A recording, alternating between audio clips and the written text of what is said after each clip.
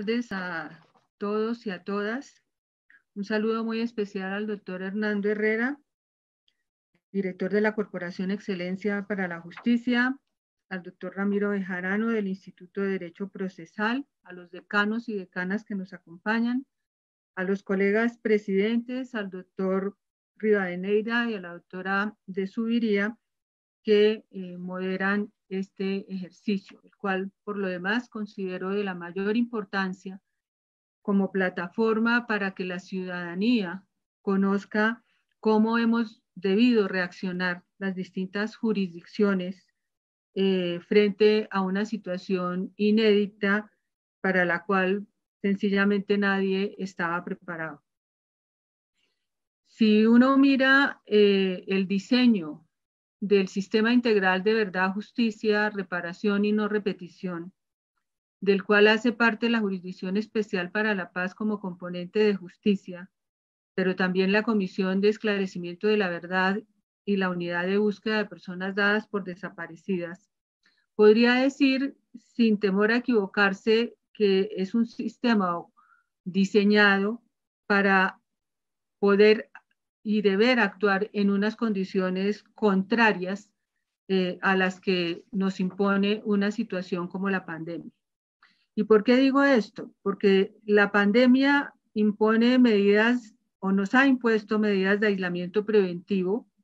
que pueden repetirse a futuro, ojalá no, pero pueden repetirse. La modificación de nuestras prácticas de aproximación y relacionamiento con otras personas, la obligación de mantenernos recluidos en nuestros sitios de residencia, la imposibilidad de desplazarnos a otros lugares y obviamente un permanente estado de alerta y prevención frente a quienes se acercan a nuestros propios espacios. Si esto se mira en relación con lo que se espera de la jurisdicción, porque la Constitución así lo ordena, tendríamos que señalar que administrar justicia restaurativa a través de lo que se conoce como los macrocasos, no justicia un caso a caso, con la participación activa de miles de víctimas, cientos de comparecientes en todo el territorio y especialmente en el territorio, teniendo como premisa fundamental y filosófica el modelo que la justicia vaya a esos territorios, vaya a los sitios en donde se produjeron las graves y gravísimas violaciones a los derechos humanos e infracciones al derecho internacional humanitario, y escudriñe y construya con la ciudadanía, con las víctimas, con las autoridades locales, muchos de los aspectos que va a suponer la administración de este tipo de justicia. Eso, desde luego, de alguna manera se vio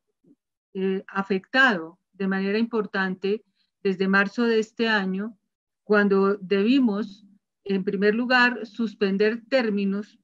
como todas las demás jurisdicciones, atendiendo la necesidad de que, por ejemplo, las audiencias de versión y en general los ejercicios, las diligencias judiciales que se desarrollan o deben desarrollarse en territorio, deben garantizar en todas las etapas la participación activa de las víctimas, de sus representantes. Desde temas como la elaboración de informes, que son el punto de partida para la construcción de los macrocasos, construcción de informes institucionales que en buen número ya han sido entregados, pero construcción de informes por parte de las víctimas y de las organizaciones sociales, organizaciones de derechos humanos, organizaciones académicas, organizaciones de tanques de pensamiento que han venido construyendo con un esfuerzo además muy significativo informes que van a servir de base al diseño, construcción e implementación de los distintos casos. Esa construcción de informes implica un ejercicio permanente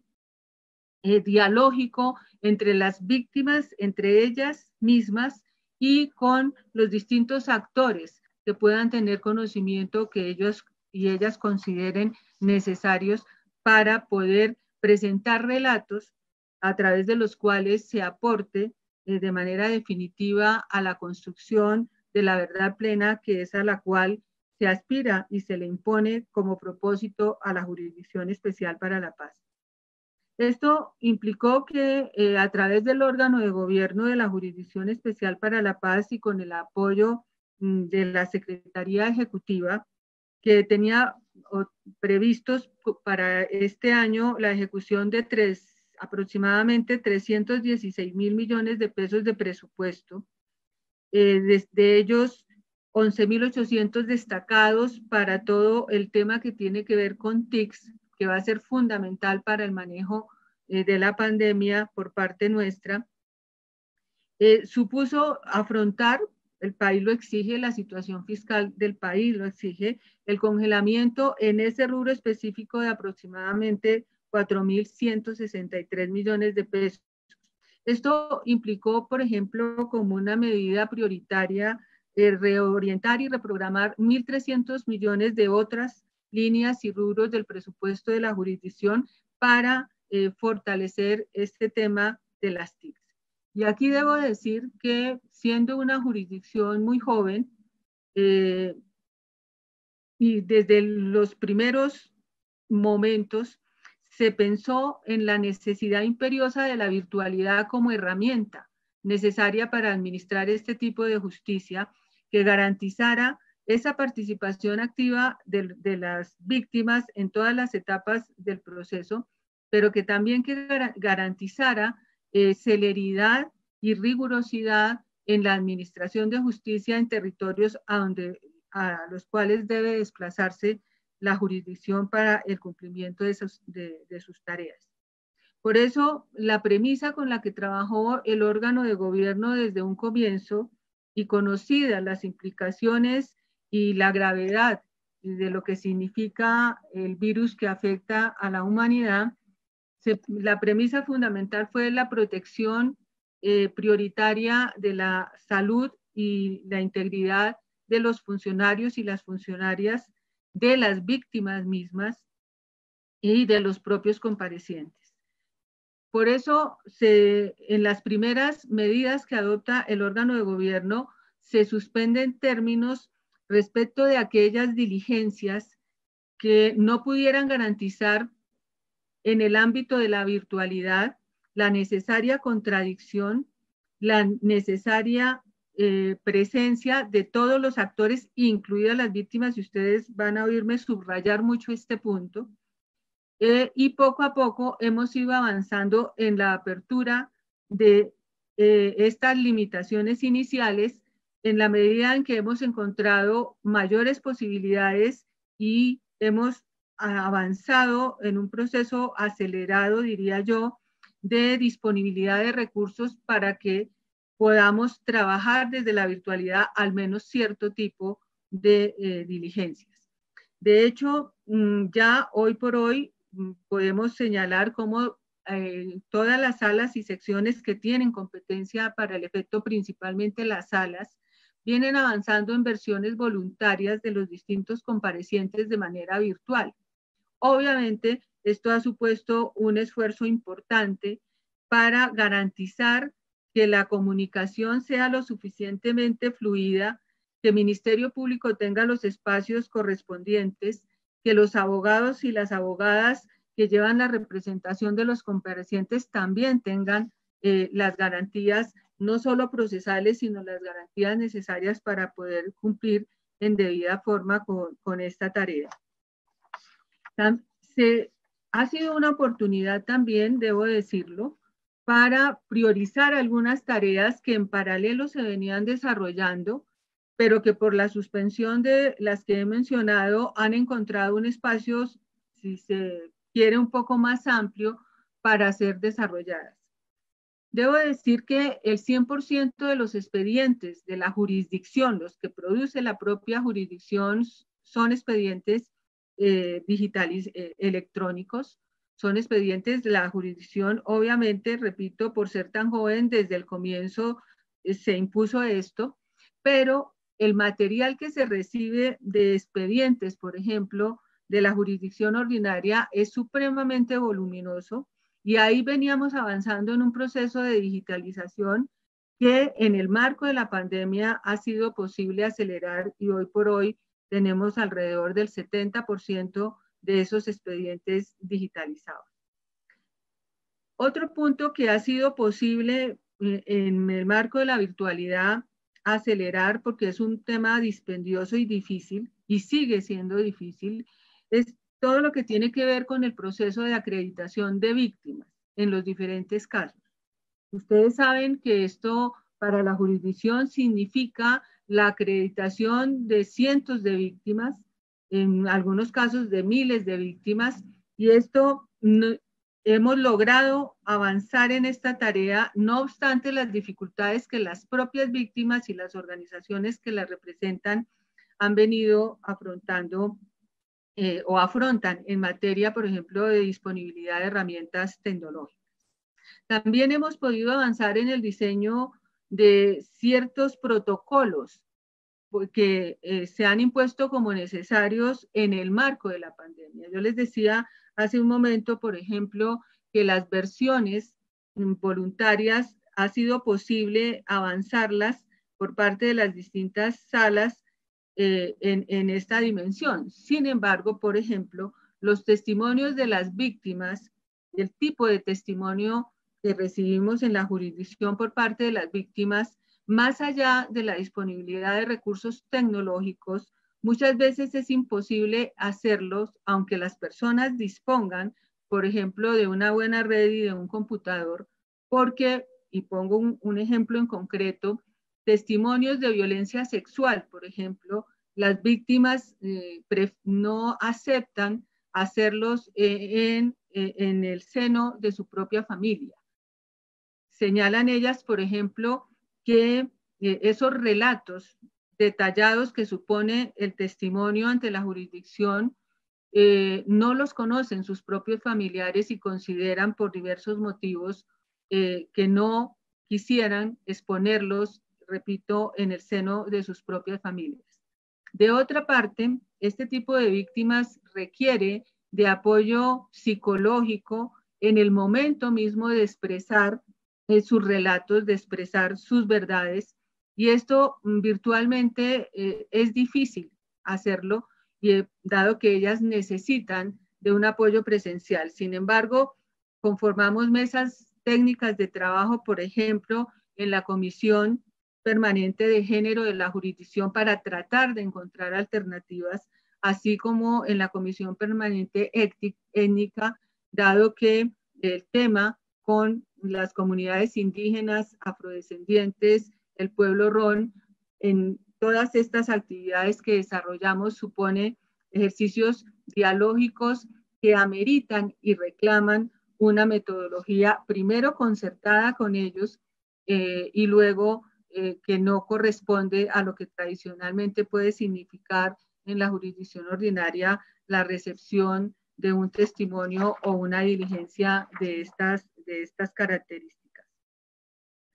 Si nos vamos a las cifras son satisfactorias. Hemos avanzado, por ejemplo, en el tribunal, en temas que son supremamente importantes y que se desarrollan de manera adecuada en el marco de la virtualidad, como por ejemplo el avance que ha significado la construcción conceptual de las denominadas sanciones propias, el desarrollo de los lineamientos que van a orientar y a guiar estas sanciones propias, todo el trabajo concertado que se debe realizar con el gobierno nacional, por ejemplo, para la verificación de estas y el monitoreo de estas sanciones una vez se impongan por parte de Naciones Unidas y concretamente del mecanismo de verificación, lo que ha supuesto un trabajo intenso que hemos podido desarrollar y que no se ha visto obstaculizado por el tema de la pandemia. En secciones del tribunal, por ejemplo, como la sección de revisión que ustedes saben que tiene la competencia para la resolución, para atender las tutelas que se presentan contra organismos o instancias del propio sistema, en primera instancia. Esa sección, en el marco de la virtualidad, desde marzo ha proferido 780 providencias, a la par que muestra como resultado, en el marco de la pandemia, en estos meses de aislamiento preventivo obligatorio, la digitalización de 800 expedientes, me refiero a expedientes provenientes de la jurisdicción ordinaria. Un ejemplo de salas, la sala de amnistía o indulto ha proferido más o menos desde abril a la fecha 1.375 providencias, de las cuales 588 han sido decisiones de fondo sobre beneficios de libertad condicional y de amnistía, que es un tema que de paralizarse, de haberse paralizado, iba a tener unas implicaciones fuertes porque paraliza prácticamente todo el modelo en la medida en que funciona como una especie de circuitos comunicados. La sala de reconocimiento de verdad y responsabilidad, que ustedes saben, está a cargo del diseño y del desarrollo de los macrocasos.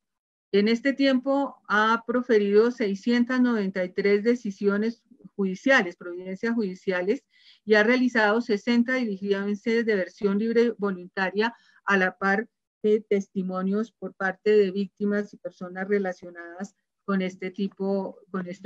de tareas. La sala de definición de situaciones jurídicas, que se ocupa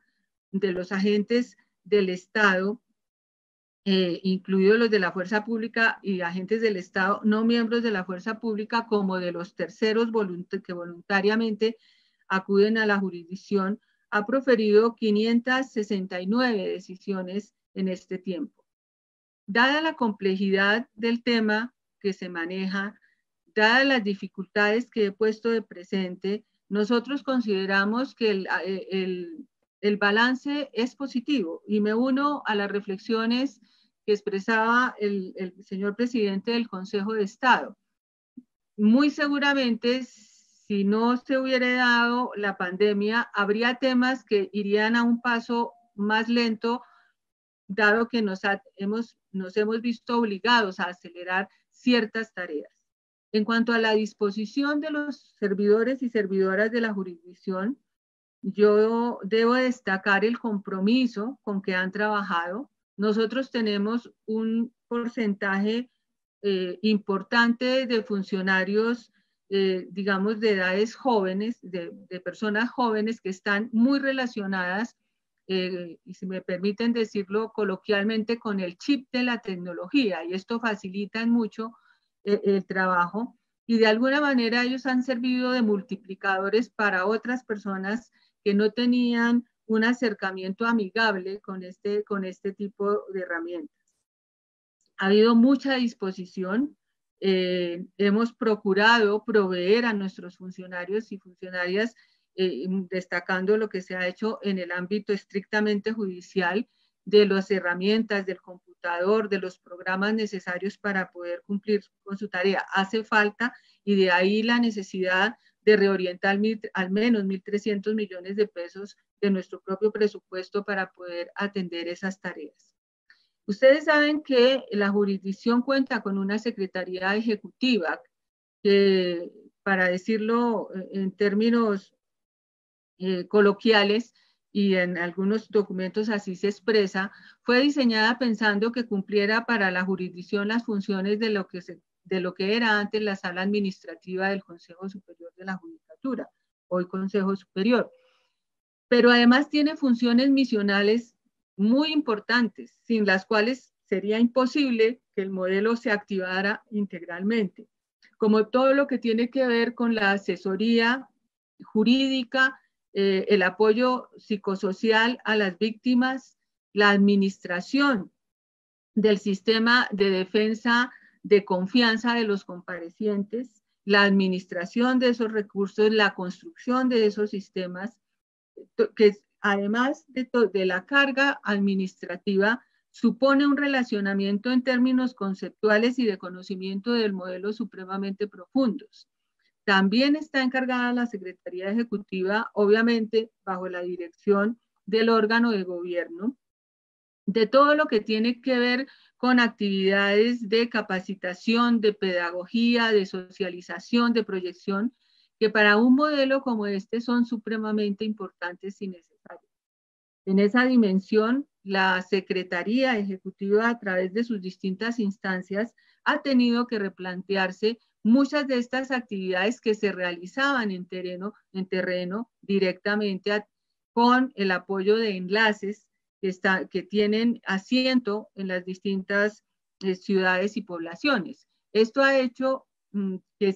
repito, que sea necesario replantear y darle espacio a herramientas de carácter tecnológico con el cuidado de siempre tener presente que la jurisdicción puede tener algún nivel aceptable de recursos para cumplir con esta tarea, por ejemplo, pedagógica por estas vías, pero no necesariamente las poblaciones y no necesariamente las víctimas o los propios comparecientes instalados en los CTCRs donde no existen las condiciones suficientes para poder establecer, por ejemplo, cursos virtuales de pedagogía o de asesoramiento en estas materias. Sin embargo, creemos que se debe mantener como una constante los esfuerzos que hasta ahora se han realizado en esta materia.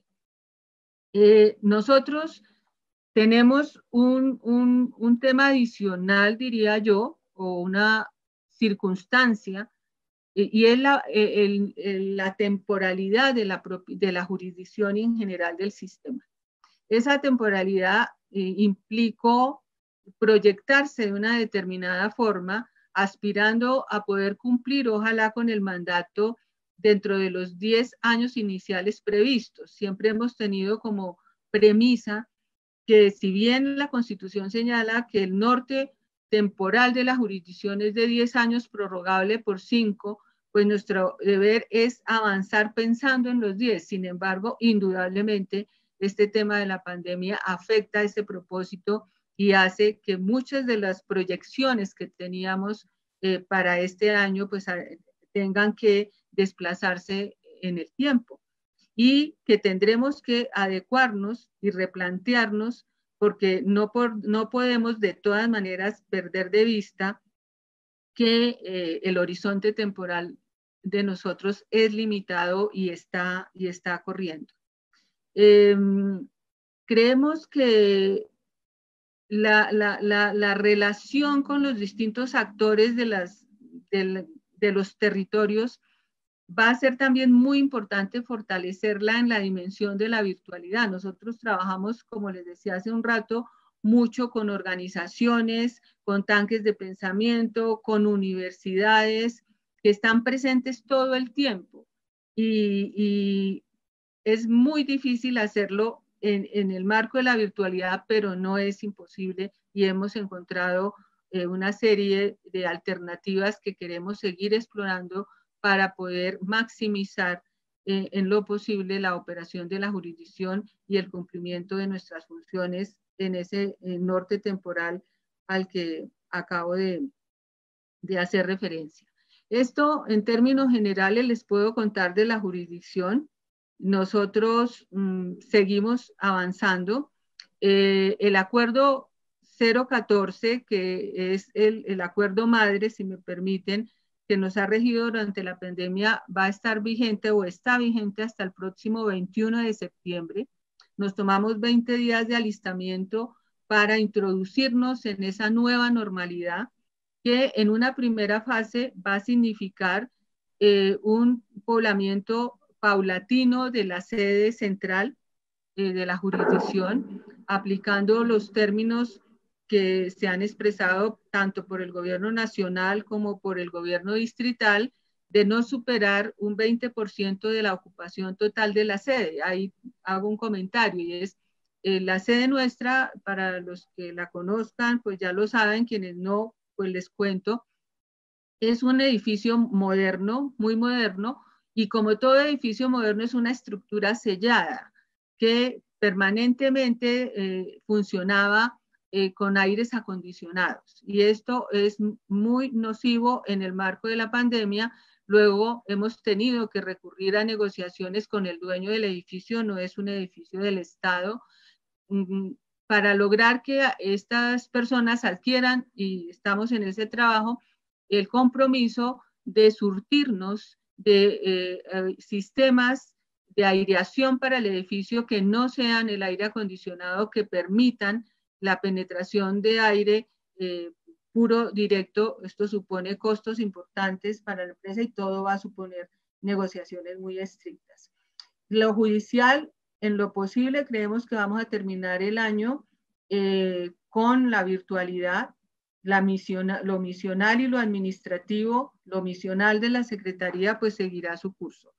La unidad de investigación y acusación, que hace parte de la jurisdicción, es uno de los componentes, lo que la gente conoce como la Fiscalía, sigue los lineamientos del órgano de gobierno. De hecho, su director hace parte del órgano de gobierno y a ellos se aplican todas estas medidas que he tenido oportunidad de comentarles. Por último, que creo que es importante, la jurisdicción presenta un porcentaje de más del 57% de mujeres frente a hombres, y esto hace también que debamos tener cuidado en aplicar no solo aquellas excepciones que señalan los protocolos y los lineamientos derivados de la pandemia como precondiciones médicas y demás, sino atender de manera muy especial la situación de las mujeres madres cabeza de familia, que a su vez son cuidadoras de personas adultas con discapacidades y demás. Y también señalar que muchas de esas personas han manifestado y han transmitido las ventajas que encuentran en este tipo de modelo. La más reiterada, la posibilidad de más proximidad con su familia y el ahorro que hacen en tiempo, que deben destacar para el transporte en una ciudad caótica como Bogotá. Agradezco mucho de nuevo a la corporación, al Instituto de Derecho Procesal y a ustedes por haberme oído. Creo que ha sido una oportunidad valiosa y las cifras más detalladas pues se encuentran en el portal de la propia jurisdicción. Muchísimas gracias.